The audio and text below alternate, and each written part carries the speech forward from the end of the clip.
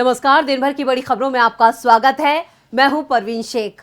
आज इस बुलेटिन में बात होगी राहुल की लोकप्रियता से डरी बीजेपी की नई चाल की, भारत जोड़ो यात्रा के तेलंगाना पड़ाव की, जानेंगे कैसे फिर विवादों में आई कर्नाटक की बसवराज बोम्मई सरकार, बिल्किस मामले में क्यों फंसती जा रही है मोदी सरकार, बात करेंगे सुप्रीम कोर्ट के नए कॉलेजियम में हुए बदलाव की, हिमाचल में चाय वाले को टिकट देकर बैकफुट पर आई बीजेपी की, और बुलेटिन के आखिर में बात होगी सुपर संडे के सुपरहिट क्रिकेट मुकाबले की। लेकिन तमाम बड़ी खबरों से पहले एक नजर सुर्खियों पर।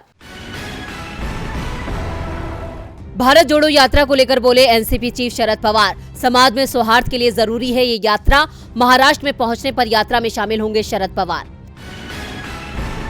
दीपावली से एक दिन पहले अयोध्या में मना दीप उत्सव, भगवान राम के चरित्र पर बनी 16 भव्य झांकियां भी निकाली गई, पीएम मोदी और सीएम योगी रहे मौजूद। भारतीय मूल के ऋषि सुनक लड़ेंगे ब्रिटिश पीएम पद का चुनाव, अपनी उम्मीदवारी का आधिकारिक रूप से किया ऐलान, 100 सांसदों का भी किया समर्थन हासिल। सौरव गांगुली लड़ेंगे बंगाल क्रिकेट एसोसिएशन का चुनाव, अध्यक्ष पद के लिए किया नामांकन दाखिल, बीसीसीआई में इस बार नहीं मिली थी जगह। तो ये थी सुर्खियां और अब बात आज की सबसे बड़ी खबर की। कांग्रेस की भारत जोड़ो यात्रा से देश में बीजेपी बैकफुट पर है। यात्रा को फेल करने के लिए बीजेपी कई साजिशें रच चुकी है। राहुल गांधी को बदनाम किया गया, लेकिन बीजेपी के हाथ सिर्फ हताशा ही आई। अब बीजेपी राहुल पर दबाव बनाने के लिए कांग्रेस को आर्थिक रूप से कमजोर करने की चाल चल रही है। दरअसल कांग्रेस की 2 एनजीओ के लाइसेंस रद्द कर दिए गए हैं। क्या है पूरी खबर, देखते हैं ये रिपोर्ट। देश भर में राहुल गांधी की भारत जोड़ो यात्रा को जबरदस्त समर्थन मिल रहा है। यात्रा में उमड़ रही भीड़ ने केंद्र की बीजेपी सरकार की नींद उड़ा दी है। यात्रा को फेल करने के जब सारे हथकंडे फेल हो गए तो मोदी सरकार ने अब एक नया हथियार ढूंढ लिया है। केंद्र सरकार ने राजीव गांधी फाउंडेशन के foreign contribution regulation act licence को रद्द कर दिया। राजीव गांधी फाउंडेशन यानी आरजीएफ एक गैर सरकारी संस्था है जो गांधी परिवार से जुड़ी हुई है। फॉरेन फंडिंग लॉ के उल्लंघन का दोषी पाए जाने पर एनजीओ पर यह कार्रवाई हुई है। खबरों के मुताबिक लाइसेंस रद्द करने का फैसला इंटर मिनिस्ट्रियल कमेटी की जांच के आधार पर हुआ है। इस कमेटी का गठन जुलाई 2020 में केंद्रीय गृह मंत्रालय की ओर से किया गया था। FCRA लाइसेंस के कैंसिल होने को लेकर नोटिस आरजीएफ ऑफिस को भेज दिया गया है। हालांकि आरजीएफ की ओर से अभी तक इस पर कोई टिप्पणी नहीं की गई है। कांग्रेस की पूर्व अध्यक्ष सोनिया गांधी आरजीएफ की अध्यक्ष हैं, वहीं ट्रस्टी के तौर पर पूर्व प्रधानमंत्री मनमोहन सिंह, पूर्व वित्त मंत्री पी चिदम्बरम, सांसद राहुल गांधी और प्रियंका गांधी वाड्रा भी इसमें शामिल हैं। राजीव गांधी फाउंडेशन का गठन साल 1991 में हुआ। आरजीएफ ने 1991 से 2009 तक स्वास्थ्य, विज्ञान और प्रौद्योगिकी, महिलाओं और बच्चों, विकलांगता सहायता समेत कई अहम मुद्दों पर काम किया। 2010 में फाउंडेशन ने शिक्षा से जुड़े मामलों पर भी काम करने का फैसला किया। आरजीएफ 2020 में जांच के दायरे में उस वक्त आई जब गृह मंत्रालय ने ईडी अधिकारी की अध्यक्षता में इंटरनल कमेटी का गठन किया। इस कमेटी को गांधी परिवार के 3 foundation, Rajiv Gandhi foundation, Rajiv Gandhi charitable trust और इंदिरा गांधी मेमोरियल ट्रस्ट की जांच का काम सौंपा गया। इन पर इनकम टैक्स एक्ट और FCRA के उल्लंघन का आरोप था। सत्ताधारी दल बीजेपी ने फाउंडेशन को मिले चंदे को लेकर सवाल खड़े किए थे। चीन से चल रहे तनाव के बीच बीजेपी के राष्ट्रीय अध्यक्ष जेपी नड्डा ने आरोप लगाया कि चीन जैसे देश से राजीव गांधी फाउंडेशन ने दान लिया। नड्डा ने 25 जून 2020 को वर्चुअल रैली के दौरान कहा था कि 2005 से 2006 में पीपल्स रिपब्लिक ऑफ चाइना और चीनी दूतावास से 3 लाख अमेरिकी डॉलर लिए। कांग्रेस ने सरकार की इस कार्रवाई को बीजेपी की हताशा बताया है। कांग्रेस का साफ कहना है कि राहुल गांधी की बढ़ती लोकप्रियता से बीजेपी डर गई है। कांग्रेस को आर्थिक चोट देकर बीजेपी राहुल पर दबाव बनाने की कोशिश कर रही है, लेकिन राहुल के इरादे काफी मजबूत हैं। वो पहले ही कह चुके हैं कि वो झुकने वाले नहीं हैं। राहुल की यात्रा को आज 46 दिन पूरे हो गए। दिवाली के मौके पर यात्रा को 3 दिनों तक विश्राम दिया गया है। अब यात्रा 27 अक्टूबर से तेलंगाना से फिर शुरू होगी।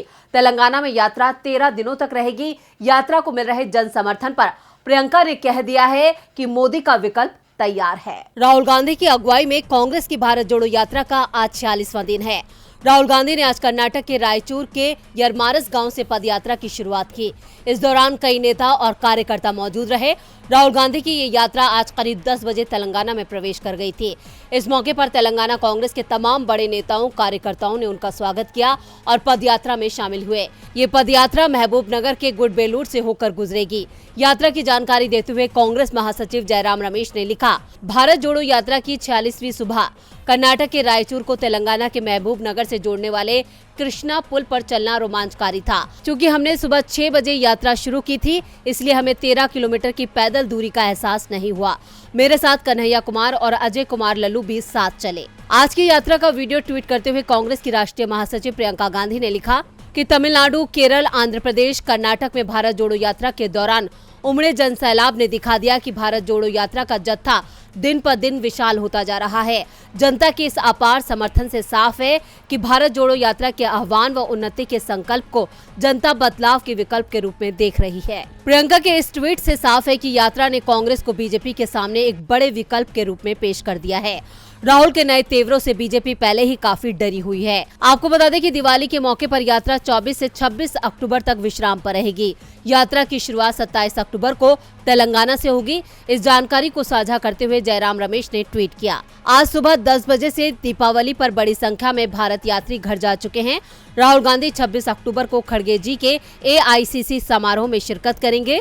भारत जोड़ो यात्रा 27 अक्टूबर को तेलंगाना के महबूब नगर जिले से फिर शुरू होगी। राहुल गांधी की भारत जोड़ो यात्रा अब तक करीब 1200 किलोमीटर से ज्यादा का सफर तय कर चुकी है। दिवाली को देखते हुए यात्रा 24 और 25 अक्टूबर को नहीं होगी, जबकि 26 अक्टूबर को कांग्रेस के नवनिर्वाचित अध्यक्ष मल्लिकार्जुन खड़गे अपना कार्यभार संभालेंगे।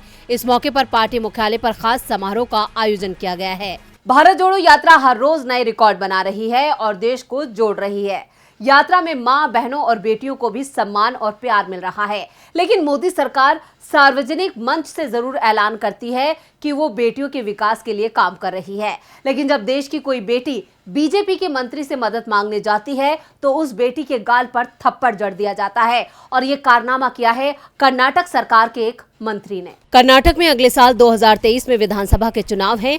आगामी चुनाव में कांग्रेस का पलड़ा पहले ही भारी नजर आ रहा है और ऐसे में सत्ता पर काबिज बीजेपी के हर रोज नए नए कारनामे उसे हार की तरफ धकेल रहे हैं। राज्य की बीजेपी सरकार पहले ही भ्रष्टाचार के मामले में घिरी हुई है। ऐसे में सरकार के मंत्री की हरकत ने एक बार फिर बीजेपी को शर्मसार कर दिया है। पीएम मोदी लगातार महिलाओं के विकास की बात करते हैं, लेकिन उनके मंत्री और नेता महिलाओं का सम्मान तक नहीं करते।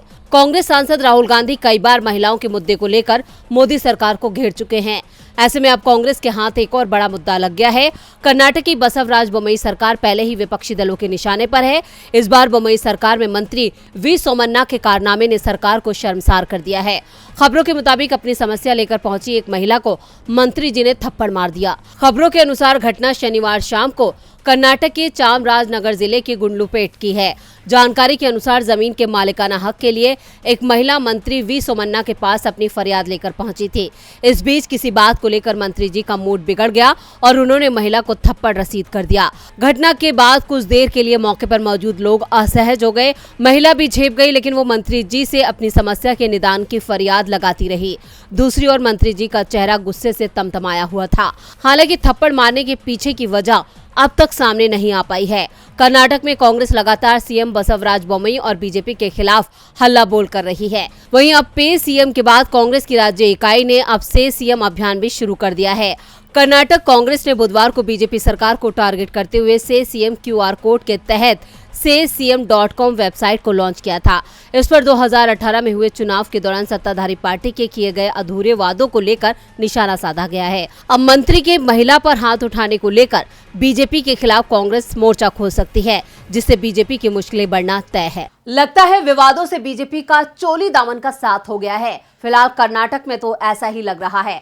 पहले ही 40% कमीशन के नाम से मशहूर कर्नाटक सरकार महिलाओं का अपमान करने में भी नंबर 1 हो गई है। इधर कर्नाटक में एक रैली को संबोधित करते हुए ओवैसी ने भी मोदी सरकार और कर्नाटक की बोम्मई सरकार पर जोरदार हमला बोला है। ऐसे में ओवैसी एक बार फिर मोदी पर बड़ी बात कह गए। AIMIM प्रमुख और हैदराबाद से सांसद असदुद्दीन ओवैसी ने एक बार फिर पीएम मोदी पर निशाना साधा है। अपने बयानों को लेकर सुर्खियों में रहने वाले ओवैसी ने इस बार पीएम नरेंद्र मोदी को बधाई दी और मुसलमानों के मुद्दे पर सरकार पर चढ़ाई भी कर दी। शनिवार को कर्नाटक के हमनाबाद सभा को संबोधित करते हुए असदुद्दीन ओवैसी ने कहा, पिछले 8 वर्षों में देश के राजनीतिक परिदृश्य को इतना बदलने के लिए प्रधानमंत्री नरेंद्र मोदी को बधाई कि धर्मनिरपेक्ष दल भी अब मुसलमानों के मुद्दों को नहीं उठाते हैं। हैदराबाद के सांसद ओवैसी यही नहीं रुके, उन्होंने कांग्रेस और जेडीएस पर निशाना साधते हुए कहा, अब भारतीय राजनीति में मुसलमानों का कोई महत्व नहीं है। मुस्लिम राजनीतिक दलों के लिए एटीएम मशीन बन गए हैं जो केवल समुदाय से वोट मांगते हैं। लेकिन आपको सोचना चाहिए कि राजनीतिक दल आपका साथ चाहते हैं या अल्लाह, कोई भी आपके साथ नहीं है। ओवैसी ने जनता को संबोधित करते हुए बिल्किस के मामले को भी उठाया। उन्होंने जोर देकर कहा, क्या आपको इन पार्टियों से कुछ मिल रहा है? अगर आपको लगता है कि मैं गलत हूं तो आप नेता बन जाइए और मैं आपके लिए काम करूंगा। लेकिन याद रखें कि आप बिल्किस बानो को क्या जवाब देंगे? क्या वह आपकी बेटी नहीं है जिसके बलात्कारियों को सरकार ने रिहा कर दिया है? ओवैसी ने आगे कहा कि यह अंबेडकर की भूमि है, अपने खून और पसीने से भूमि को मुक्त किया है। मुसलमानों ने सबसे अधिक बलिदान दिया और उस समय कोई आरएसएस नहीं था, कोई बीजेपी नहीं थी। वे सभी बाद में आए और नायक बन गए, जबकि अपना खून बलिदान करने वाले शून्य हो गए। 1925 के बाद जो आए वो आजादी नहीं लाए। गौरतलब है कि एक दिन पहले ओवैसी ने T20 क्रिकेट वर्ल्ड कप में भारत और पाकिस्तान मैच से पहले भी बड़ा बयान दिया था। मुकाबले से पहले ओवैसी ने कहा था कि वो चाहते हैं कि मोहम्मद शमी और मोहम्मद सिराज अच्छा खेलें। ओवैसी ने अपने बयान में एक बार फिर हाशिए पर आए मुस्लिम समाज के साथ हो रहे भेदभाव से पर्दा उठाया है और बीजेपी को इसके लिए जिम्मेदार बताया है। अब बात करते हैं सुप्रीम कोर्ट की। जस्टिस DY चंद्रचूड़ देश के अगले मुख्य न्यायाधीश होंगे। राष्ट्रपति द्रौपदी मुर्मू उन्हें 9 नवंबर को देश के मुख्य न्यायाधीश के पद की शपथ दिलाएंगे। जस्टिस चंद्रचूड़ के CJI बनने के साथ ही हर बार की तरह सुप्रीम कोर्ट के कोलेजियम में भी बदलाव होगा और इस समय के CJI UU ललित की जगह जस्टिस चंद्रचूड़ कोलेजियम के प्रमुख बन जाएंगे। इसके साथ ही एक और बड़ा बदलाव होगा, वो ये कि कोलेजियम में शामिल सदस्यों की संख्या 5 से बढ़कर 6 हो जाएगी। तो क्यों कोलेजियम में शामिल किया जाएगा 6वां सदस्य? देखते हैं ये रिपोर्ट। सुप्रीम कोर्ट और हाई कोर्ट में जजों की नियुक्ति का मामला हो या हाई कोर्ट के जजों के तबादले का, ये सारे फैसले सुप्रीम कोर्ट का कोलेजियम करता है, जिसके प्रमुख CJI होते हैं और सुप्रीम कोर्ट के दूसरे 4 वरिष्ठ सदस्य इसके सदस्य होते हैं। इस तरह कोलेजियम में कुल 5 सदस्य होते हैं और ये 5 सदस्य वरिष्ठता क्रम में सुप्रीम कोर्ट के शीर्ष 5 जज होते हैं। लेकिन जस्टिस DY चंद्रचूड़ के CJI बनते ही कोलेजियम के सदस्यों की संख्या 6 हो जाएगी, जिसमें शुरुआती 5 जज तो वरिष्ठता के क्रम में ही होंगे, लेकिन 6वें जज जस्टिस संजीव खन्ना होंगे जो वरिष्ठता क्रम में 9वें नंबर के जज होंगे। संजीव खन्ना कोलेजियम के 6वें सदस्य होने के साथ ही DY चंद्रचूड़ के बाद बनने वाले अगले CJI भी होंगे। जस्टिस चंद्रचूड़ की अध्यक्षता वाले कोलेजियम में शुरुआती 5 सदस्यों में उनके अलावा justice SK Kaul, justice KM Joseph, justice SA Nazeer और जस्टिस MR शाह शामिल होंगे, लेकिन इनमें से कोई भी CJI नहीं बनेगा। दरअसल 1998 में सुप्रीम कोर्ट की संवैधानिक पीठ ने ही इससे जुड़ा फैसला सुनाते हुए कहा था कि सुप्रीम कोर्ट के कोलेजियम में शीर्ष 5 जजों के साथ ही उस जज का होना भी जरूरी है जो अगला CJI बनेगा। आमतौर पर CJI के बाद वरिष्ठता क्रम में शामिल अगले 4 में से कोई एक जज उनकी जगह लेता है, लेकिन जस्टिस चंद्रचूड़ के रिटायर होने के पहले उनके बाद के 7 जज रिटायर हो जाएंगे। इसलिए वरिष्ठता क्रम में 9वें नंबर पर आने वाले जस्टिस संजीव खन्ना को कोलेजियम में शामिल किया जाएगा। ये स्थिति नवंबर 2024 में जाकर सही होगी। इसके बाद जस्टिस संजीव खन्ना देश के मुख्य न्यायाधीश बनेंगे तो उन्हें ये समस्या नहीं आएगी। उनकी अध्यक्षता वाले कोलेजियम में 5 सदस्य ही रहेंगे, क्योंकि संजीव खन्ना के नेतृत्व में जो कोलेजियम बनेगा उनके साथ दूसरे नंबर पर जस्टिस BR गवई होंगे, जो जस्टिस खन्ना के बाद देश के मुख्य न्यायाधीश बनेंगे और कोलेजियम की संख्या सामान्य 5 जजों की हो जाएगी। देश की कई संस्थाओं में ऐसे बदलाव आम बात हो गई है, क्योंकि सत्ता के लिए ये बदलाव जरूरी है। वहीं बीजेपी जो करे वो कम है। चाय वाला इस देश में एक सिंबल बन गया है। ऐसे ही एक बार फिर हिमाचल में भी एक चाय वाले को बीजेपी ने टिकट दिया है, लेकिन असल में ये चाय वाला गरीब नहीं है बल्कि करोड़पति है। पीएम मोदी हमेशा से खुद को चाय वाला बताकर सहानुभूति कार्ड खेलते हैं। वो कहते हैं कि मैं गरीब हूँ, मेरे पास केवल दौलत के रूप में जनता है। इसी कार्ड के दम पर बीजेपी ने सत्ता का सफर तय किया। अब यही सहानुभूति कार्ड बीजेपी हिमाचल प्रदेश विधानसभा चुनाव में खेल रही है। पार्टी ने चुनावी मैदान में एक चाय वाले को उतारा है, लेकिन ये फैसला पार्टी पर भारी पड़ सकता है, क्योंकि ये चाय वाला गरीब नहीं बल्कि मालामाल है, जिसकी पोल चुनावी हलफनामे में खुली है। राजधानी शिमला में बीजेपी ने अपने एक मंत्री की सीट बदलकर एक चाय वाले को टिकट दिया है। 3 दशक से चाय की दुकान चला रहे संजय सूद पार्टी के बेहद पुराने नेता हैं।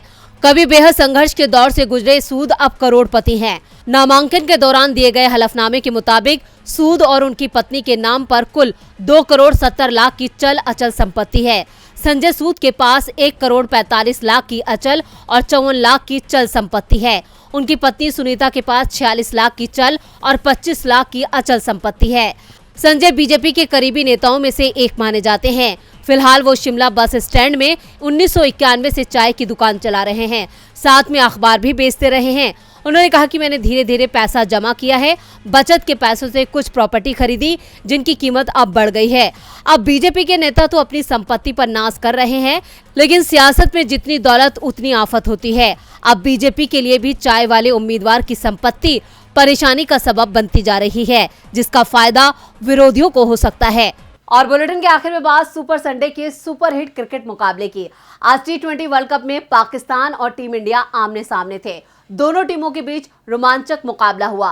अंतिम गेंद तक सांस रोक देने वाले इस मुकाबले में जीत टीम इंडिया को मिली और ये जीत अंतिम गेंद पर आई। तो देखते हैं ये रिपोर्ट। विराट कोहली और हार्दिक पांड्या की तूफानी पारी के सहारे भारत ने मेलबर्न में आज पाकिस्तान के खिलाफ रोमांचक मुकाबले में अंतिम गेंद पर जीत हासिल की। भारत ने यह मुकाबला 4 विकेट से जीता। भारत के लिए विराट कोहली ने सबसे ज्यादा 84 रन बनाए, जबकि हार्दिक पांड्या ने 40 रनों की शानदार पारी खेली। आज टॉस रोहित शर्मा ने जीता और पाकिस्तान को पहले बल्लेबाजी सौंपी। पाकिस्तान की शुरुआत बेहद खराब रही। टीम के कप्तान बाबर आजम आज खाता भी नहीं खोल पाए। टीम का स्कोर 1 रन था कि बाबर अर्शदीप की गेंद पर LBW हो गए। अर्शदीप ने ही मोहम्मद रिजवान को भी आउट कर पाकिस्तान को दूसरा झटका दिया। रिजवान 4 रन बना पाए। इसके बाद शान मसूद और इफ्कार अहमद ने पारी को संभाला। शान 51 रन बनाकर शमी की गेंद पर आउट हुए। इफ्कार 52 रनों पर नॉट आउट रहे। इसके अलावा शाहीन आफरीदी ने निचले क्रम में आते हुए तेजी से 16 रन जोड़े। पाकिस्तान की तरफ से बल्लेबाज खास प्रदर्शन नहीं कर पाए, जिस वजह से पाकिस्तान 20 ओवर में 8 विकेट के नुकसान पर 159 रन बना पाया। भारत के लिए अर्शदीप और हार्दिक ने 3-3 विकेट लिए। 160 रनों के लक्ष्य के जवाब में भारत की शुरुआत बेहद खराब हुई। लोकेश राहुल और रोहित शर्मा 4-4 रन बनाकर आउट हो गए। इसके बाद सूर्य कुमार 15 और अक्षर पटेल 2 रन बनाकर जल्दी आउट हो गए। भारत का चौथा विकेट 31 रन पर गिरा, लेकिन इसके बाद विराट कोहली ने तूफानी पारी खेली, जिन्होंने पहले हार्दिक पांड्या के साथ मिलकर पारी को संभाला और फिर उसके बाद पाकिस्तान के हर गेंदबाज की जमकर खबर ली। अंतिम 3 ओवर में भारत को जीतने के लिए 48 रन बनाने थे, लेकिन विराट ने अचानक से गियर बदला और टीम को 1 गेंद पहले ही जीत दिला दी। भारत ने 5 विकेट खोकर लक्ष्य हासिल कर लिया। विराट कोहली को मैन ऑफ द मैच के खिताब से नवाजा गया है। तो आज इस बुलेटिन में बस इतना ही। देखते रहिए DB लाइव। नमस्कार।